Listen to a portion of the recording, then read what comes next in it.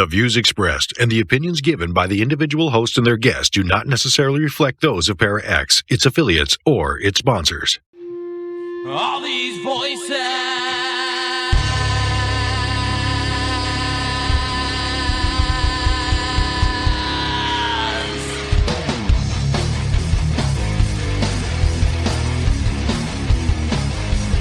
All these voices.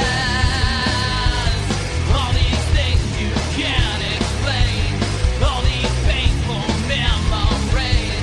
They keep haunting you and daunting me. It's just the ghost of you and me. It's just the smoke and gasoline. It's just the ghost of you and me. Of you and me. Hello, everyone, and welcome to another episode of Staring into the Abyss. I am your host, horror author James Hershey Jr., and with me, as always, my co-host, old boy James Ash. How you doing, brother? I'm doing pretty good. How is everybody tonight? Tonight, we're going to be talking about aliens again. This is one that a lot of people have asked me about. It's fairly recent, actually. It's only from a couple days ago, but I've gotten multiple messages already about it. And this is going to be an article from the independent.co.uk, and the title of this article is Possible Signs of Alien Life Discovered on Venus. So that, right away, just the headline, that's a bold-ass claim. They're saying that they have signs of life on Venus. Not 100%, but as the article goes on, you'll see that it's pretty much a sure thing. The article was written by Andrew Griffin, and it was published 2 days ago. Possible signs of life have been detected on Venus. Researchers have spotted phosphine, a rare and toxic gas, in the atmosphere of our neighboring planet, suggesting that it may be home to alien life. The discovery is not a direct observation of life on another planet, but the sheer quantity of phosphine on Venus cannot be explained through any known process, leading researchers to suggest that it is a sign of alien life in our solar system. On Earth, phosphine is one of the most foul-smelling gases, with the odor of rotting fish, and it is found in places such as pond slime and penguin dung. While it is made through some industrial processes, it is also created by anaerobic organisms, including bacteria and microbes. As such, it is thought to be an excellent biosignature or indication of life. Experts have in the past suggested that the discovery of phosphine in large quantities on other rocky planets would be a certain indicator of alien life, and now it has been found on Venus. The surface of Venus is hot and acidic, and so the conditions on the ground would make any kind of life difficult. But the environment in its upper cloud decks is thought to be more habitable, about 35 miles up. The conditions are more temperate. That is where the gas is thought to be found. Those clouds are so acidic that they would destroy any phosphine quickly, meaning that something must be actively forming it, and the amount of the gas found is such that it cannot be easily explained in any other way. An international team of researchers led by Jane Greaves from Cardiff University reported the findings in an article, Phosphine Gas in the Cloud Decks of Venus, published in Nature Astronomy Today. They cautioned that there is no way to know for sure what the findings mean, concluding in the paper that the detection is, quote, is not robust evidence for life, only for anomalous and unexplained chemistry, end quote, and that further work will be required to know for certain. But they have ruled out all other explanations based on what we know about Venus. Quote, either phosphine is produced by some sort of chemical or geological process that no one knows about, or there could be a biological reason, end quote. said Emily Drabik-Maunder, an astrophysicist from the Royal Observatory, Greenwich, and an author on the paper. Quote, "Our study isn't conclusive that this is evidence of life. However, what is exciting about it is that we found this rare gas in the upper atmosphere of Venus. Our team can't explain the amount of phosphine that we found through our current understanding of the planet. When we try to model what's happening in the atmosphere, volcanic activity, sunlight, or even lightning, nothing recreates the amount of phosphine gas that we've seen." End quote. David Clements, a scientist at Imperial College London, who was also an author on the paper, described the findings in terms of a whodunit. Quote, "This isn't a smoking gun," he said. "This isn't even gunshot residue on the prime suspect's hands, but there is a distinct smell of cordite in the room. It's a step on the way to potentially the discovery of life of some kind in the upper atmosphere of Venus. But we have many, many more steps to go before we can say there's life on Venus." Experts not involved in the research described the findings as a genuinely exciting result, noting that the findings at the very least show the very unusual processes taking place on Venus. The planet, acidic and hot enough to melt lead, has not been one of the chief places in the solar system that researchers have looked to find alien life. This would certainly be a very hellish environment, and I'm not using that phrase lightly. Lewis Dartnell, an astrobiologist from the University of Westminster, who was not involved in the study, told The Independent, "It is hot, it is exceedingly acidic. I don't think any astrobiologist, and certainly not myself, would ever have put Venus at the top of the list," he says, pointing to better candidates such as Europa, which is the icy moon orbiting Jupiter, and Mars. But you definitely wouldn't have gone for our next door neighbor on the other side. The discovery came as something of an accident when researchers looked to carry out a test on whether it might be possible to detect phosphine in the environment of Venus as a way of establishing a technical baseline. "We have no expectation there was actually going to be any there," said Dr. Clements. But the observations unexpectedly turned up the discovery that there was a detectable amount of phosphine in the clouds above Venus. It turned from a "let's try this, it's an interesting problem, and we can set some parameters for what needs to be done," into "my goodness, we found it. What on earth does that mean?" Further research used the James Clerk Maxwell Telescope in the U.S., and then the ALMA telescope in Chile, the largest in the world, to confirm that phosphine could actually be seen in Venus's atmosphere.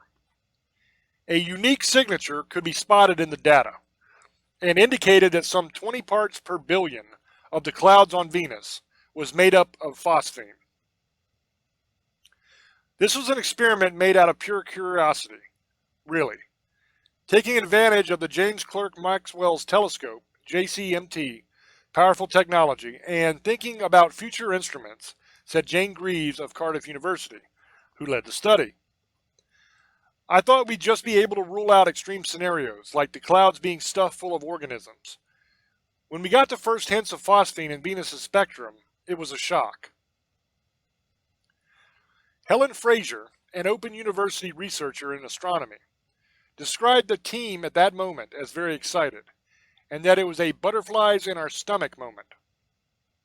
"It's a possible sign of life, but the scientist in me becomes very cautious and says that what we've discovered is phosphine, not a direct and definitive sign of alien life.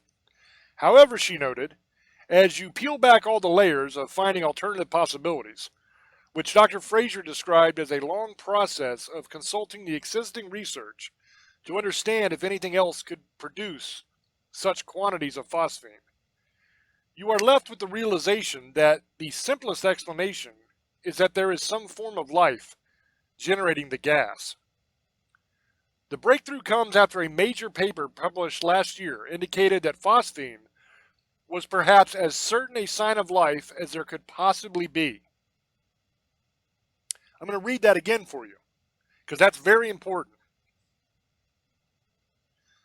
The breakthrough comes after a major paper published last year indicated that phosphine was perhaps as certain a sign of life as there could possibly be.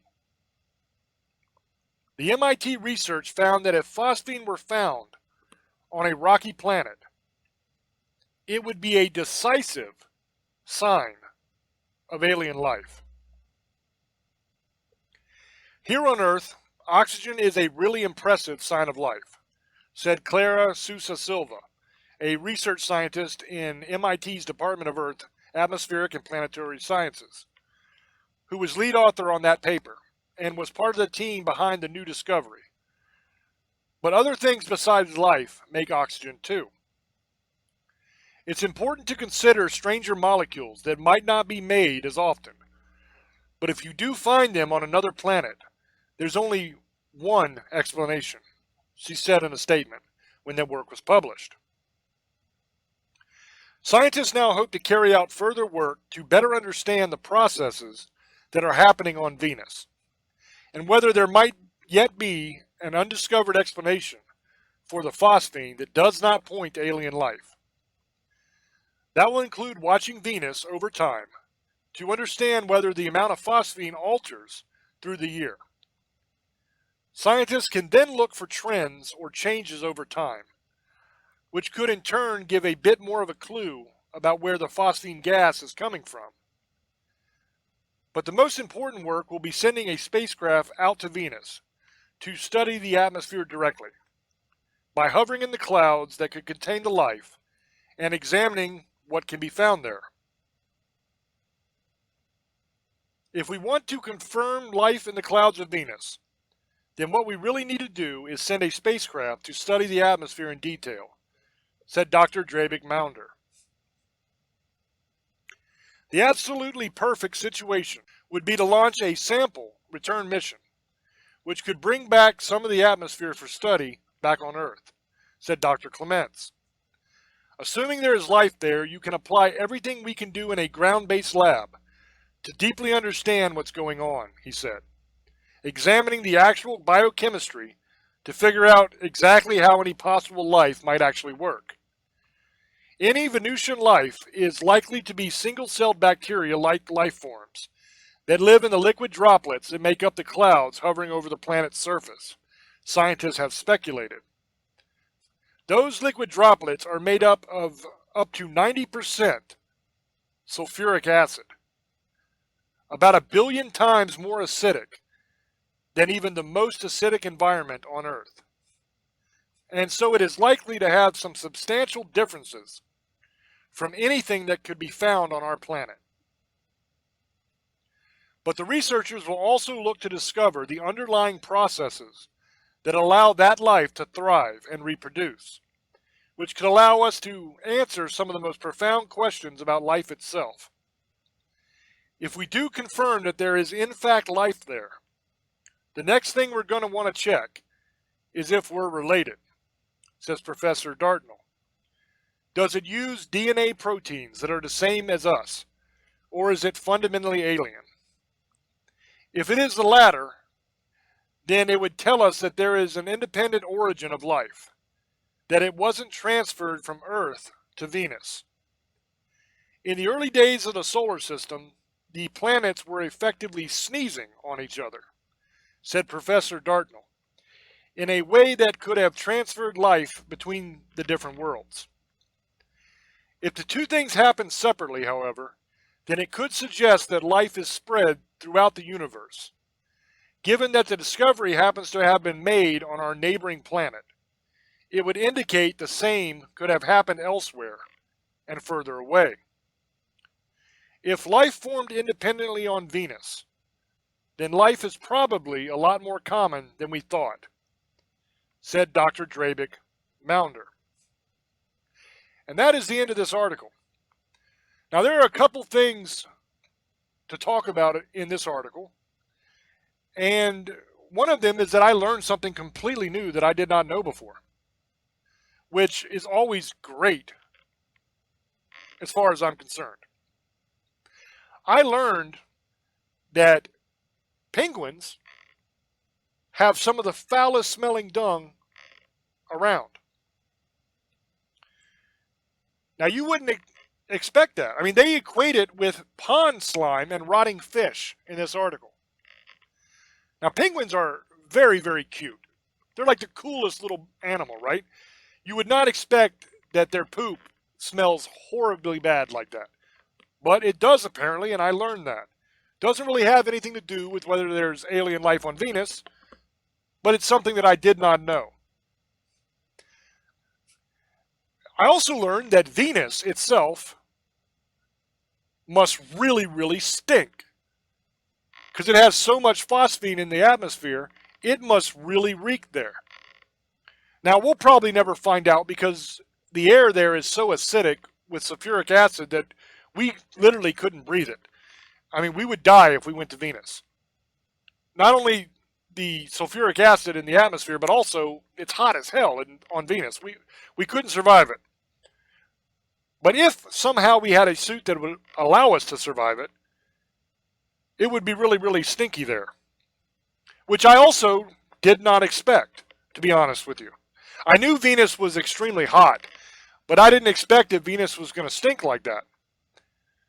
Now that led me, when I was reading this article, to a joke in my own mind as I was reading it. And it was very difficult for me not to start laughing to myself as I was reading the article, because I was thinking about Venus being so stinky. I was thinking about it smelling like rotten fish and penguin dung and pond slime and all this. And I was thinking in my head that I didn't expect that Venus would be the stinky planet. I expected the smelliest planet would be Uranus. That was the joke that was in my brain. Now that's a dumb dad joke. I understand that. But for some reason it struck me as incredibly funny as I was reading this article. And I had to pause a couple times because I was about to crack up laughing because of that stupid joke. But anyway, this has been sent to me by several people now. And they want to know what it means. Does it mean that there are aliens on Venus? Maybe, maybe not. It means that something is producing a large quantity of phosphine gas constantly. Because the sulfuric acid in the atmosphere is going to eat that phosphine gas up. So it's not going to last long. So it has to be constantly produced in order to be present at the levels that it's present at. Right now, as far as I know, and I am not a phosphine expert, okay? I know some about it, but I'm not the world authority on it. But as far as I know, other than some sort of life form, other than some sort of biological process, I don't know what on Venus could be causing that amount of phosphine to be created. Now, with that being said, it's an alien planet. So it might have things that we have no idea about. Things that we don't even know exist. There could be entire processes going on. There could be entire substances there that we just have never even discovered yet because we have no idea they even exist. And one of them could produce phosphine gas. It might be completely a normal thing on Venus. There might not be any life at all. It might be nothing biological, nothing with a consciousness, nothing like that. It could just be some sort of rock or mineral that is producing that gas for whatever reason. Who knows? That's not normally the way things work, but alien planet, completely different. Who knows? But as far as I know, the only thing capable of producing that amount of phosphine gas on Venus would be some sort of life form. And the scientists on this project agree with that assessment. They think the same thing. What they've essentially said is that this is pretty much proof that there's a good chance there's alien life there. But they don't want to go so far as to say yes 100% because they're scientists. So they want absolute proof. So the only way to get absolute proof would be to get a sample of the life or to capture the life on camera or sensors or something like that where you can concretely prove that there is alien life there. Now, if there is alien life there, what form does that alien life take? Most likely it's going to be some sort of bacteria or single-celled organism, something like that, that can survive in that environment. It's not going to be like us. you're not going to have little green men from Venus. It's just not going to happen because we would die in that atmosphere. We would die at that temperature. There's no way it could be like us. But there are single-celled organisms and there are bacteria on Earth that live in the vents in the ocean that are venting up sulfur and all kinds of like methane and all kinds of really nasty gases from the magma chambers under the ocean. And they can live at extreme temperatures and they can live with the kind of gases that would kill us in an instant. And they survive and thrive in those environments. Now, granted, Venus, a lot hotter, a lot worse than that. A lot more acidic and a lot more gaseous. It's much more dangerous there than it is here. But if things are capable of living here in those volcanic vents, then things could be capable of living on Venus potentially. That's something we have to find out. We have to prove that. But theoretically, it's possible. What is my opinion on it? Well, my opinion would be that most likely we have found signs of life on Venus. Most likely that phosphine is being produced by some sort of life form. Now, I would probably guess that it's a very simple life form, not an advanced life form, because the more advanced things get, the more complex they get, the more things that can go wrong, and the more the environment affects them. So a much less advanced organism is going to have an easier time surviving in an extreme environment, usually. So I would think that most likely it's some form of bacteria or fungus or microbe or single-celled something. It's something tiny and little and simple that is living there. And that is my opinion. And that is 100% possible. We have found the same thing on Mars. In the frozen ice on Mars, we have found bacteria and single-celled organisms that are alive there. Now, they were frozen when we found them, but it's proof that there is life on Mars, or at least there was at one time. Probably still is. So now that's 2 planets that we have found right next to us on both sides, bookends, where we have found life on these 2 planets, potentially. There's also talk at NASA about Europa, the moon of Jupiter, that there are seas on Europa, and they believe in those seas they will find life as well. They believe that there are, at the very least, bacteria and single-celled organisms that live in those oceans. But they also believe potentially there could even be sea life that lives there. Once again, not proven yet, but the evidence that they have so far points to that possibility. My main point here is that there are a whole lot of different signs. As we learn more and as we discover new things, it is becoming pretty clear, and I think eventually it will be abundantly clear, that not only does life exist on another planet, but it's actually pretty damn common for life to exist on other planets.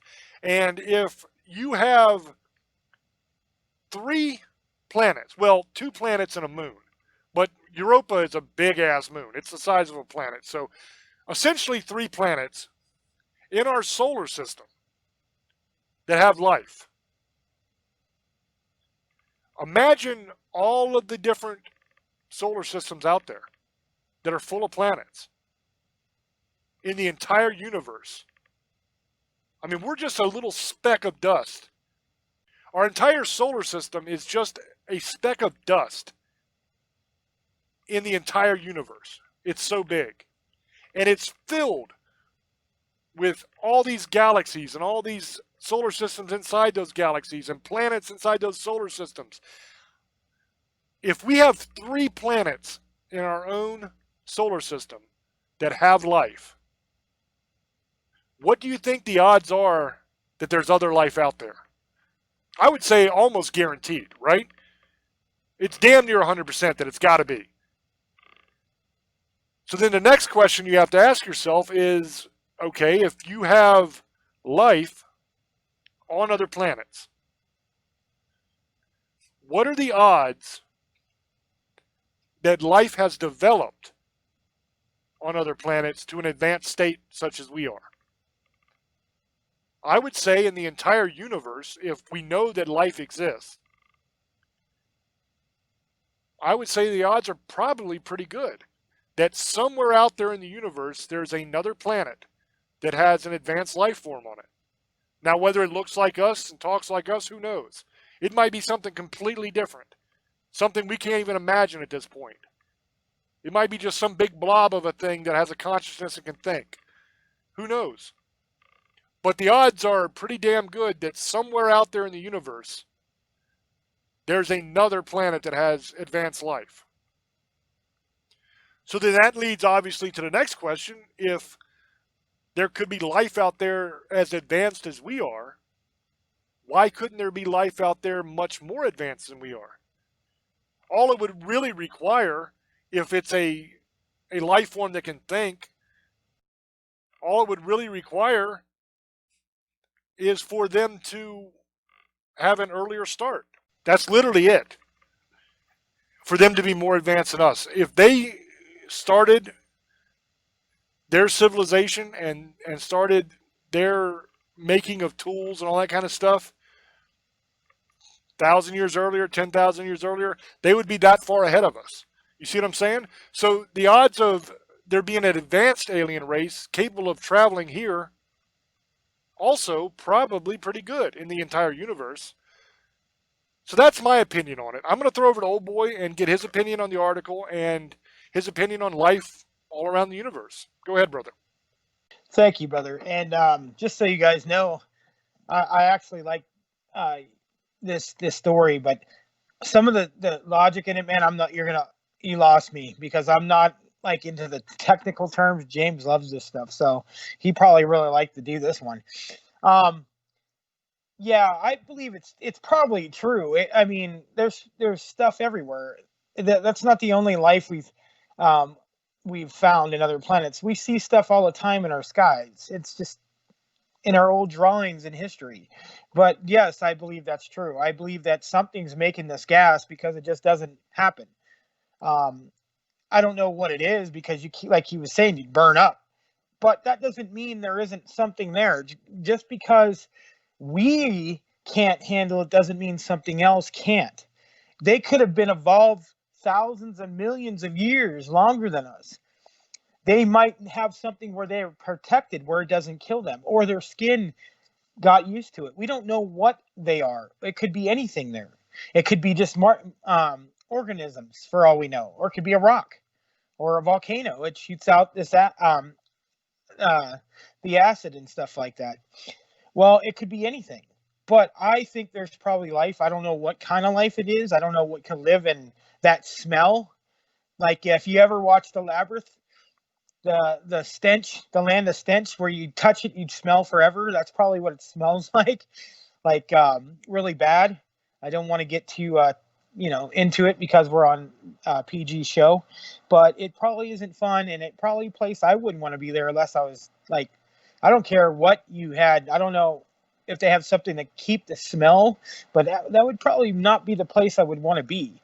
Probably isn't a great place to live, even if you did. Now he's talking about these seas and other planets and Jupiter. That's possible. There's probably stuff there. We don't know. We can't see, we can only see so far. Until we actually go to that planet, then we'll know more about it. That's one thing that people got to realize when we start finally going there one day, probably, I'm saying we're about 100 years away from this, maybe longer. I'm just saying estimate. I don't know. Matters how our technology goes. NASA's pretty smart, but I mean, I don't know. We still trying to go to the moon. We're trying to make a station so we could that's like a small point to get to Mars. And eventually I think we'll get to Mars in the next 10, 15 years, I hope. I mean, with everything going on, I don't know. But I think we're going to find out. The only thing I'm worried about is we go to Mars, we might find something there because I believe there's stuff there. They just might be hiding. Um, they're probably a lot more intelligent than us. They've been around for a long time. I think they have a lot to do with our history altogether. So I do believe there's something there in Venus. I don't know what it is. I couldn't, like I said, this stuff, I'm not the biggest, science person. So it's a great article. I'm glad you guys gave it to us. I'm glad you guys give us suggestions to do. But this is something that's way over my head. Like, I know I love planets, I love space. But like the technical terms and stuff like that, you lost me. It's just like most of you ain't gonna get it. But I know what he's talking about, but I can't explain it to the normal person. A lot of people wouldn't understand. Even I don't understand some of it, but I get the main agenda of what they're talking about. So pretty much I believe there's something there. I don't know what's making this gas. That could be anything like he was talking about. Could be rocks. Maybe this fungus that grows on this rocks, it creates all that to keep the gas going constantly. Or maybe there's some kind of volcano full of this gas. I don't know. Or maybe these people are making it. Whatever these are. Maybe these are creatures there. We don't know. Maybe it's like you guys seen Starship Trooper. It might be the Arachnids. I'm just throwing a joke out there, guys, so you can laugh. Because you've seen that. It could be giant insects for all we know. It has, that want to come and take our planet over. You never know. It probably isn't. I'm just throwing it out there. It could be anything. It's probably what James was talking about earlier, but it might be organisms. It might be a bacteria that, and maybe it's a protective gas or in the sky that protects it. I don't know, or keeps making it. Something generates it, but like I said, something's got to do it. So I don't know. Maybe the lightning. Maybe it's full of that air, that gas. I don't know. I'm just throwing out ideas what else it could be, but it probably isn't. I do believe that we have aliens. I believe it's just impossible. It's impossible for us to be the only, and we talked about this hundreds of times in other shows, that we're the only beings in the universe. It's mathematically impossible. So I do believe eventually we're going to meet up. And are they already have been here? Yes, probably. Lots of times. They're probably been around a lot longer than we have. Their technology is probably triple, quadruple more than we are, even hundreds of times more. I'm not even going to say that. 100 times more better than ours. And I tell you this right now, I think sometimes that we got to watch out because they're probably good and there's probably bad. And I think people got to realize we're the only things in the world and in the universe. And we're worried about doing all these crazy stuff about our Earth. We have other things to worry about, like what's out there. And I'm not trying to make fear, because you can't think about that every day because, you hide under your bed forever. But you never know. You never know what's coming. You never know what's good, bad, what their agenda is. They could want to be our friends. They could want to kill us. They want to make us slaves, like Stargate. We got to realize we have to go with, we can't destroy everything either. That's mentality is ridiculous. But we can't be nice to everything either. We have to watch what their agendas are and what they're really about. You never know. You don't know what's going to happen. I'm imagining we can't stop them if they wanted to, but I believe there's a reason why things don't happen, because I think there's other species to protect us and they have the same technology. And there's probably a law like we have in the world. They follow laws like we do, and you can't just blow up things.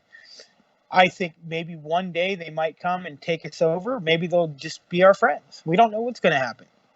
It would be wonderful.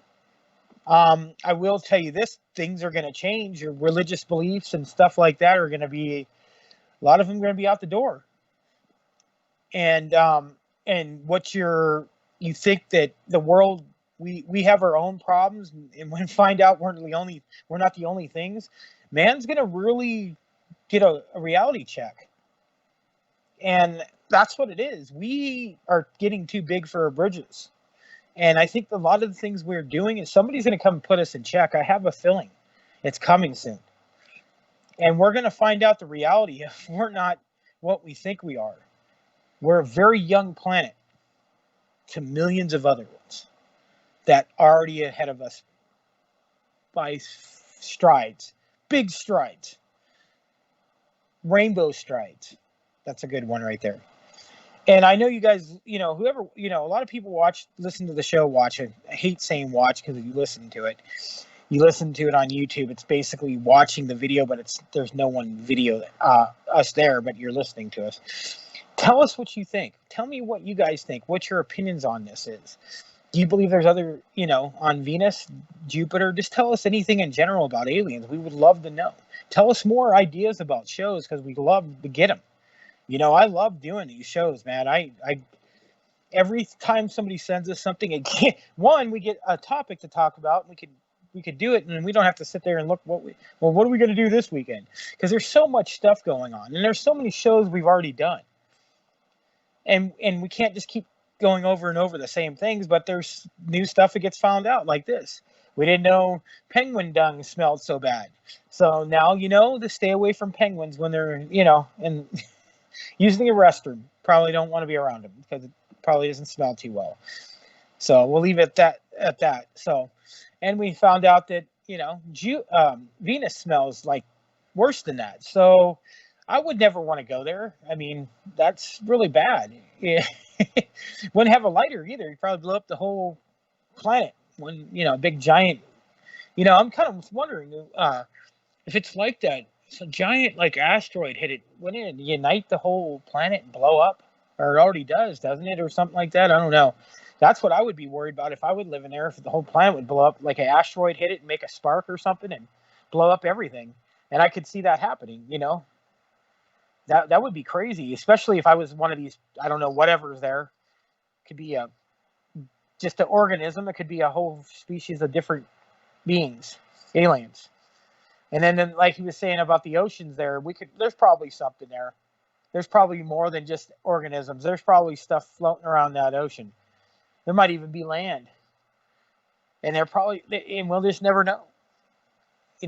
One day, maybe hundreds of years, like I was saying, we might know the truth, some of it. And that's just on our solar system. There's millions more. So what are we going to do? There's endless. The solar system goes endless to what I've heard. Never ends. I don't know if that's possible because I think there's an end to everything, but it's a lot. And if there isn't, then we don't even know if there's other galaxies, other universes. If black holes take you to another universe, that's a possibility that never ends. We don't know what is going on. We think we do. That's what's funny about us. We think we know everything. And yes, when we get told to do something, we do it anyway. But sometimes curiosity killed the cat. That's what I think is going to happen to us one day. I think we're going to end up sticking our nose where it doesn't belong. And that's just my opinion. I don't know when. It's not going to happen anytime soon. But I think that we, as a species, are going to find out we're not the only thing here and we're not the most powerful. And I already know that's not true anyway. And we're going to get put in our place. And I hope that doesn't happen in a bad way. I hope it just them being there, we're going to know things are going to be different now. So that being said, there you go, James. This article and this subject matter can be extraordinarily complex. That is very true. But in reality, it's kind of easy to understand once you get it. Okay, so first, phosphine. What is phosphine? Phosphine gas on Earth is formed when you take either like a strong base or even hot water and you pour it on white phosphorus, or it's also formed with the reaction of water with calcium phosphide. Okay, it's the gas that's produced from that reaction. It's really close to ammonia structurally, So that kind of gives you an idea of what it is. Now, the problem with the phosphine on Venus. First, what Old Boy said about the planet blowing up, that's actually a very astute observation because phosphine gas is extraordinarily flammable. And it can combust just by being exposed to air. Okay, so it's that flammable. So that is a very real possibility that a spark could blow it all to hell. But the problem with there being the phosphine on Venus, of why they think that it's coming from a biological source other than a reaction to white phosphorus or something like that, is because the sulfuric acid in the atmosphere, it's 90%. That is going to destroy all of the phosphine gas very quickly. So it has to be constantly being produced. So if it is just a reaction to one of those two things that I had mentioned, if it is just a reaction of water or some other strong base to the white phosphorus or whatever, over time, the supply of that material that is producing the reaction that's making the phosphine gas is going to run out. In order for it to be a constant in the atmosphere like that, at those levels, something has to be producing this phosphine gas. That's what the scientists are thinking. That it can't be just because of a reaction. It has to be a life form that is producing this as a waste product.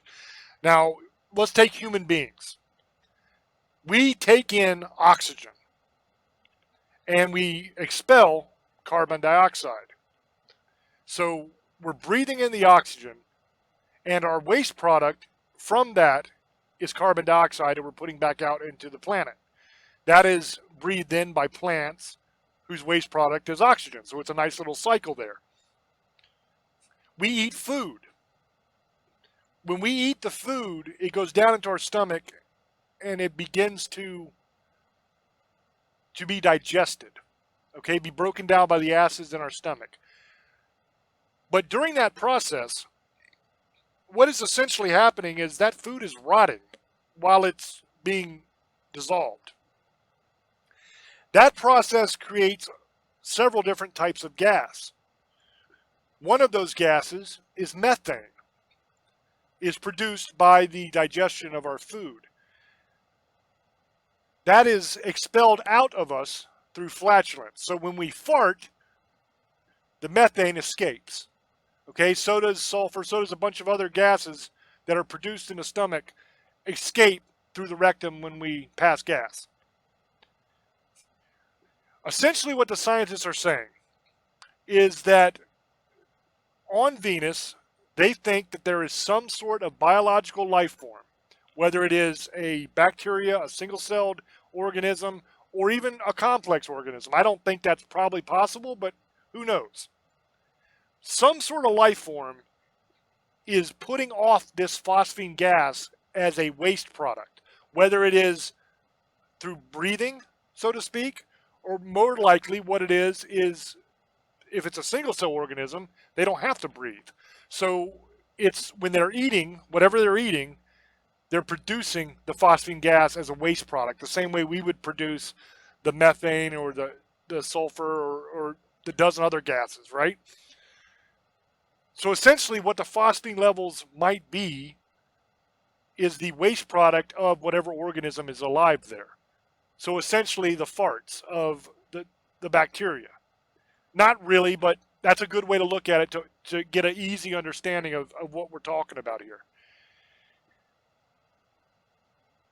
The reason they say they don't believe that there's any known way that it could be produced other than life is, like I said, if it's some sort of reaction, that reaction is going to eat away at whatever is having the reaction that's causing the phosphine. Okay? So let's say you pour acid on a rock and it bubbles up and it produces gas. Well, what happens is that rock shrinks because bits of that rock are being dissolved. Over time, that rock is gone because it has all been dissolved away. If it was a non-biological source of the phosphine, it should have been expended long ago, is what they're thinking. Now, it could be that the entire surface of Venus is made up of whatever material it is that is having the reaction that is causing the phosphine gas. That is one way you could potentially explain it, but if that is the case, then Venus should be getting smaller over time because it should be eating away at the surface of the planet. And you would think of all the millions or billions or whatever years that planet has been there, that this has been happening. I just don't see how it's possible that it's still happening if it's not a biological byproduct or waste product. So I don't know if that helps explain it for anybody that doesn't quite get it, that can't follow the jargon, the technical jargon of the astrobiologist. An astrobiologist is a fancy way of saying a space biologist. That's all it is. A biologist on Earth studies the life of Earth. An astrobiologist studies life on other planets. That's what they do. That's what my daughter does. She is going to school right now to be an astrobiologist, to study life on other planets and the different life forms on other planets. It's not all that complex. It sounds complex, and when you're talking about it, it sounds real complex sometimes. But in reality, all it is a space biologist. You're just studying the life forms on another planet. That's all it is. And a lot of it is guesswork based on what we already know. But we don't know everything because it's alien planets. We don't know what all is there. There might be elements there that we've never even heard of. They're not even on our periodic table of elements. So it's kind of a lot of guesswork, but it's educated guesswork, if that makes sense. So I hope that helps to clear up any of the confusion that old boy had, or that probably anybody else that's listening to this who doesn't have a background in astronomy or space or biology or anything like that, or chemistry. Maybe it'll help to explain it a little bit for you. I'm not the leading expert in the world on this stuff, so I'm just trying to explain from what I know, if that makes sense. Now, I do have a background in this kind of stuff because it's what I've done before, and it's extremely interesting to me, and I kind of dabble in astrobiology and I dabble in astrophysics as a hobby just for fun. I like to study this stuff and learn it. So I have a bit of a background in it, but there are a lot of people out there who know way more than I do and can probably explain it a lot better than I do. But I hope that I can kind of make it understandable at least. If I have, then great. If I haven't, then I apologize that I have failed you. But I tried. So I'm going to throw back over to old boy.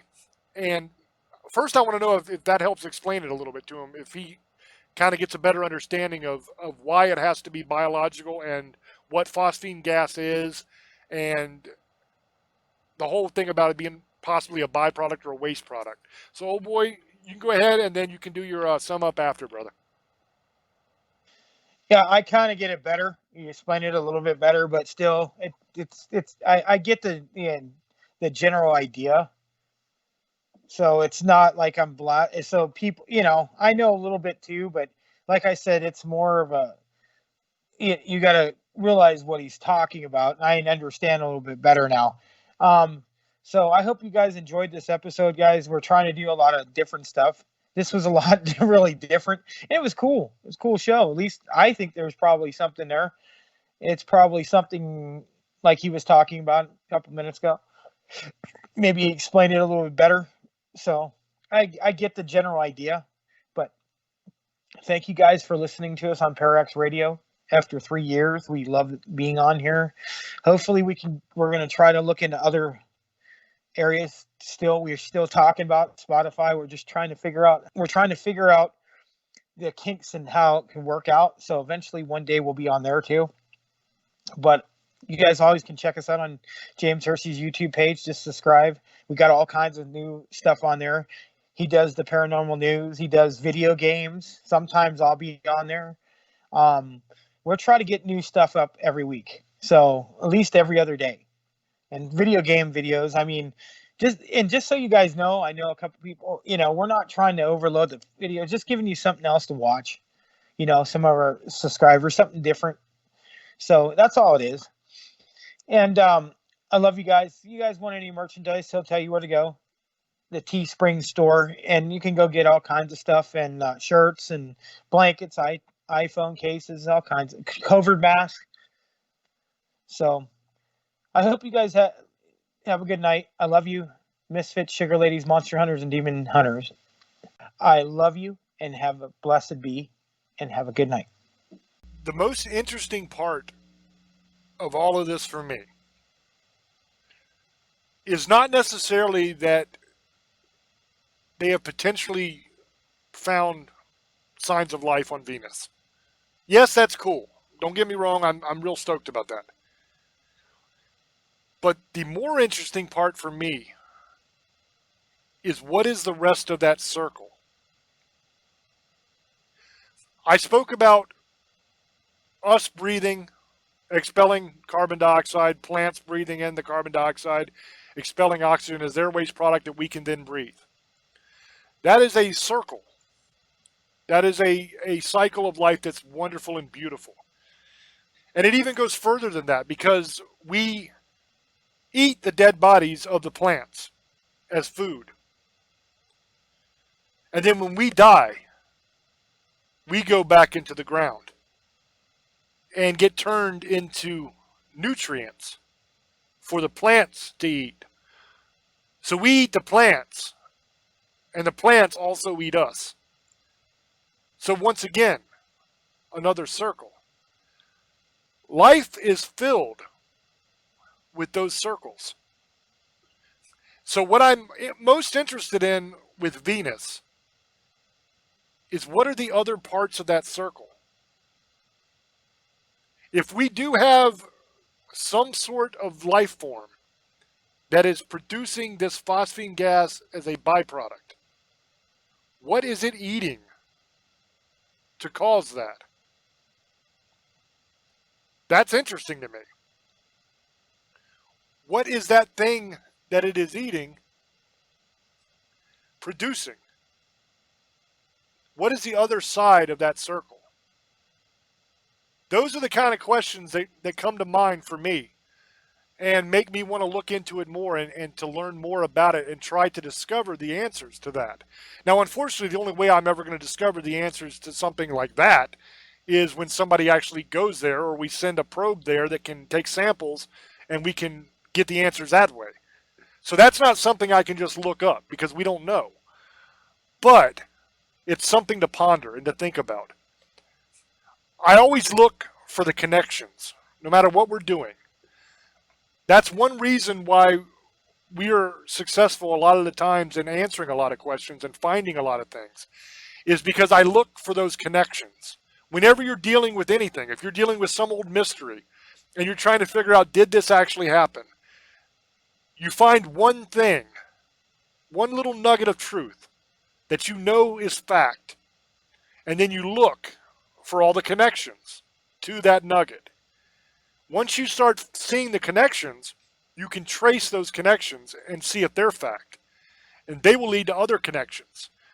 The circle leads to another circle, to a larger circle, to a larger circle, and eventually you have the entire picture. And then you can definitively say yes or no. It is true, it isn't true, because you've seen all of the parts of the circle now. You've made all those connections. It's the same for everything we do on this show. No matter what the subject matter is, it's all circles. It's all connections. And once you put all the pieces of that puzzle together, you get the full picture. And this is no different. So it seems complex and it seems daunting. But in reality, it's simple.